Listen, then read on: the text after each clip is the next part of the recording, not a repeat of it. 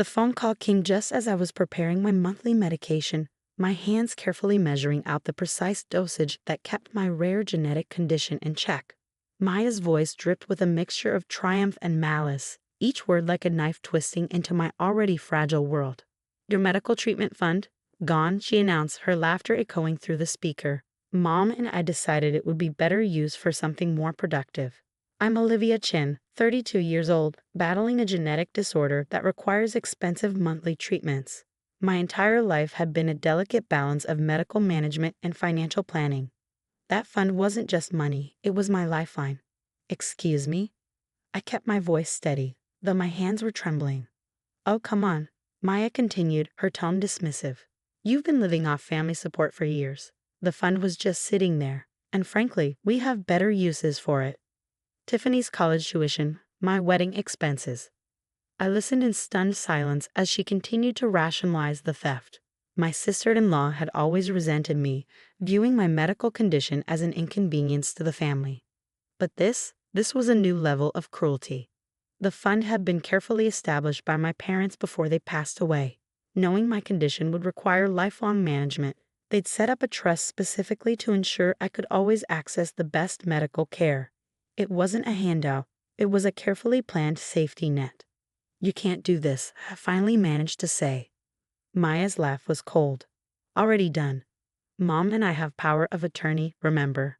The money's been transferred. Consider it a family investment." The call ended, leaving me staring at the medication in my hand. Each vial represented thousands of dollars, each dose a carefully calculated lifeline that kept me functioning, kept me alive. My mind raced. The treatment for my condition wasn't optional, it was essential. Without it, my health would rapidly deteriorate. The monthly costs were astronomical, running into tens of thousands of dollars. The fund wasn't just savings, it was my literal lifeline. I thought about my medical history. Diagnosed at 16, I'd watched my condition slowly progress. Determined to not be defined by my illness, I'd built a life for myself. I worked as a freelance graphic designer, adapting my work to my health limitations. Every project was a testament to my resilience, my ability to thrive despite the challenges. But Maya and my mother-in-law had always seen me differently. To them, I was a burden, someone constantly requiring family support. They'd made snide comments at family gatherings, subtle jabs about my medical expenses, their resentment barely concealed beneath forced politeness. My husband, Michael, had always been my buffer, but he was currently on a critical work assignment overseas, unreachable for the next few days. I knew calling him would only cause unnecessary stress. I pulled out the medical file, reviewing the detailed breakdown of my treatment costs. Each line item was a stark reminder of my reality. The genetic specialists, the monthly infusions, the specialized medications, nothing was cheap, nothing was optional. A plan began to form in my mind. Maya thought she'd won, that her betrayal was complete. But she underestimated me. She'd forgotten one crucial detail. I wasn't just a patient. I was a strategist. My first call was to Mr. Harrison, the family lawyer who had helped draft the original trust. His voice was grave as I explained the situation. "They've overstepped," he confirmed. "The trust has specific stipulations about its use. This isn't just unethical. It could be legally actionable. But taking legal action would take time. And time was something I couldn't afford, not with my medical treatment hanging in the balance." I spent the next few hours gathering documentation. Bank statements, medical records, the original trust documents. Each piece of paper was a weapon, carefully collected and organized. Maya had made a fundamental mistake. She thought she knew everything about my life, my condition. But there were depths to my preparation she couldn't imagine. As the evening settled, I looked at my medication, then at the growing file of documents. Maya thought she'd stolen my future, but she was about to learn that I'd been preparing for this moment long before she even considered her betrayal. My fingers hovered over my phone. The first move was critical, and I was going to make sure it counted. The game was just beginning. The morning light filtered through my home office, casting a soft glow on the meticulously organized documents spread across my desk. I'd spent the entire night preparing, each piece of paper a calculated weapon in the war Maya had unknowingly declared. My first call was to Michael's colleague, Sarah, who could reach him internationally. "I need you to have Michael contact me urgently. I explained, my voice calm but purposeful. It's about the family trust. While waiting, I began making strategic calls. The Medical Research Foundation that had been supporting my treatment research received my first communication. I detailed the potential interruption to my treatment fund, requesting documentation of my critical medical needs. Dr. Elena Rodriguez, my primary genetic specialist, was my next call. I need a comprehensive medical impact statement, I told her, detailing the exact consequences of any treatment interruption. By noon, my phone buzzed. Michael's voice was filled with concern. Liv, what's happening? I explained everything methodically. Michael knew my family dynamics well. His initial anger was palpable. They can't just do this, he muttered. They think they can, I responded. But I'm 3 steps ahead. My research into Maya's recent activities revealed something interesting. She'd been experiencing financial difficulties. Her husband had recently lost his job, and their lavish lifestyle was under significant strain. The medical treatment fund would be a temporary solution to their mounting bills. I compiled a detailed timeline, bank transfers, communication logs, everything that would demonstrate the unauthorized use of my trust fund. Mr. Harrison had been right. This wasn't just unethical. It was potentially criminal. By evening, I had a comprehensive file. Medical records showing the critical nature of my treatment, financial documentation proving the misappropriation of funds, legal documents outlining the specific terms of the trust. Maya called again that evening, her tone significantly less triumphant.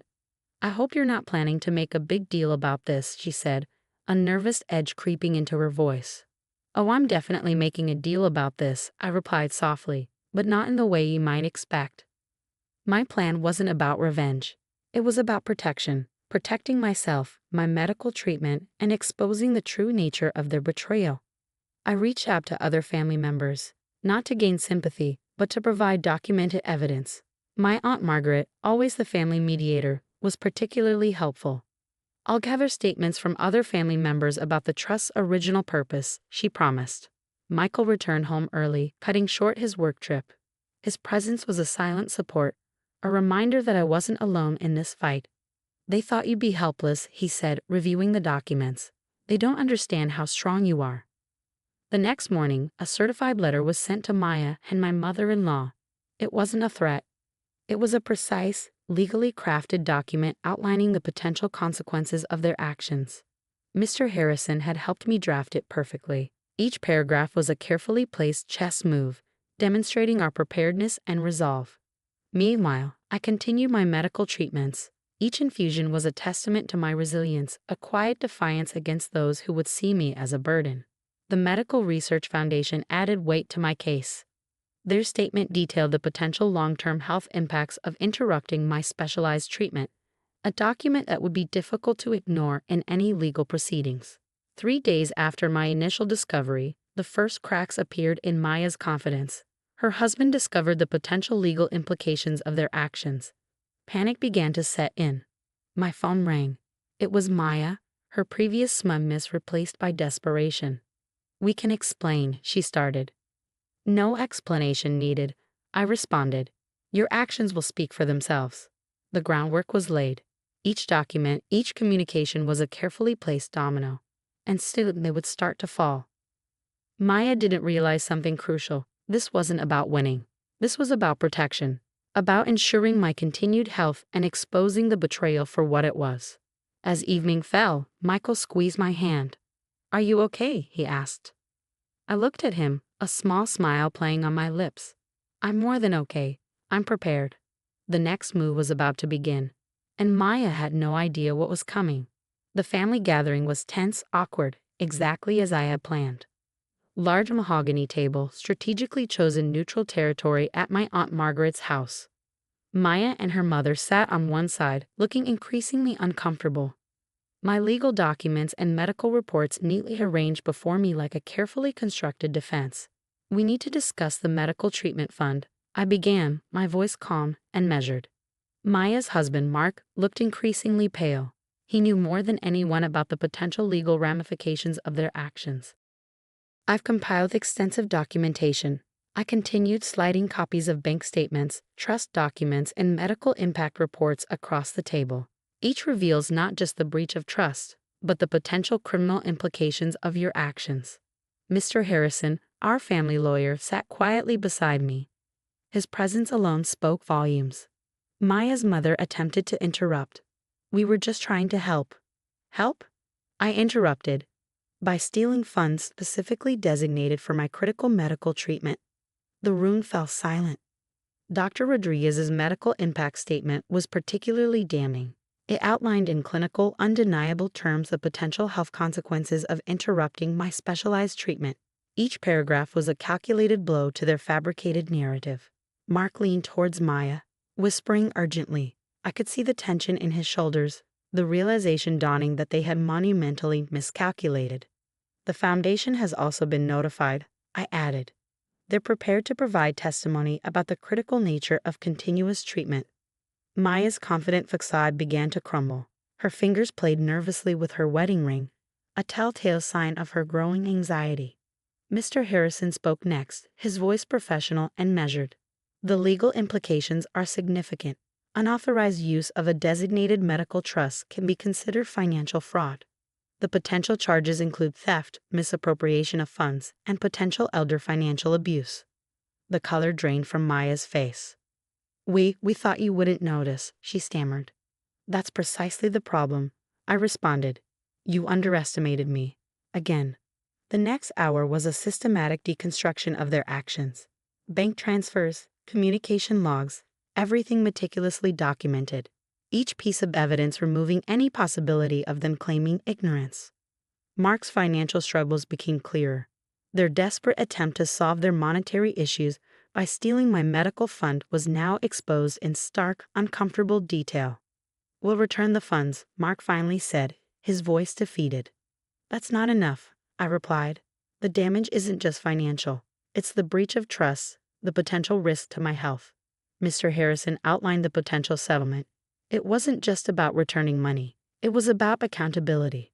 Supervised financial oversight for Maya and her mother, mandatory family counseling, a formal written apology, and most importantly, a legal document preventing any future unauthorized access to family trusts. As the meeting concluded, the weight of their actions hung heavy in the room. Michael squeezed my hand. No words were needed. We both understood the significance of this moment. This wasn't just about winning. It was about setting boundaries, about showing that my medical condition didn't make me weak, it made me stronger, more prepared. Later that evening, as we sat in our living room, Michael looked at me with a mixture of pride and admiration. You handled that perfectly, he said.